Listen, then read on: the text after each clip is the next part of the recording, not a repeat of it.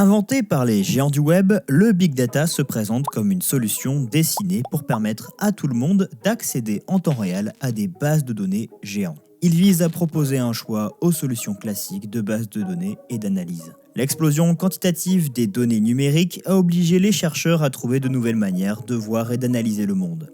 Il s'agit de découvrir de nouveaux ordres de grandeur concernant la capture, la recherche, le partage, le stockage, l'analyse et la présentation des données. Ainsi est né le Big Data. Il s'agit d'un concept permettant de stocker un nombre indicible d'informations sur une base numérique. Le Big Data désigne les mégadonnées, grosses données ou encore données massives. Il désigne surtout un ensemble très volumineux de données qu'aucun outil de gestion ne peut vraiment traiter. En effet, nous procréons environ 2,5 trillions d'octets de données tous les jours. Et il est impossible pour nous simples humains de recueillir et d'analyser toutes ces informations qui circulent. Selon le Gartner, le Big Data répond à une triple problématique des 3 V. V pour le volume de données considérable à traiter, V pour la grande variété d'informations et V pour la vélocité à atteindre, autrement dit de fréquence de création, de collecte et de partage de ces données. Mais à qui sert le Big Data ?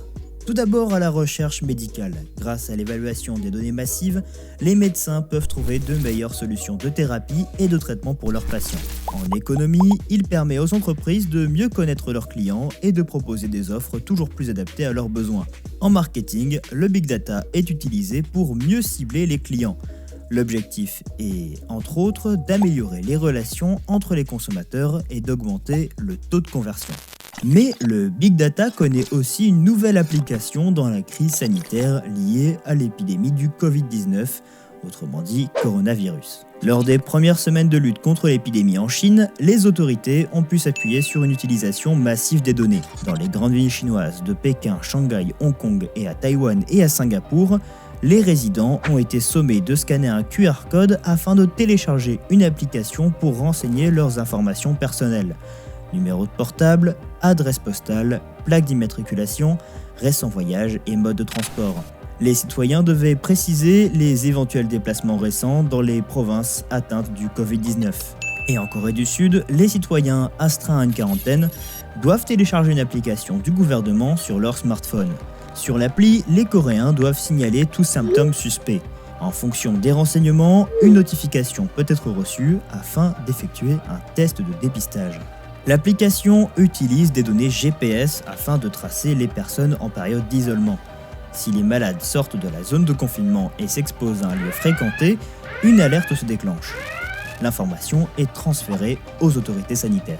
En France, la Commission européenne réclame des données d'opérateurs téléphoniques. Orange a été sélectionné afin de fournir des informations sur les effets du confinement. Les données pourront analyser la densité de population dans le temps pour voir le lien entre les mesures de confinement et la propagation du virus. Les premiers résultats permettent d'indiquer que plus d'1 million de personnes ont quitté Paris grâce aux données de géolocalisation.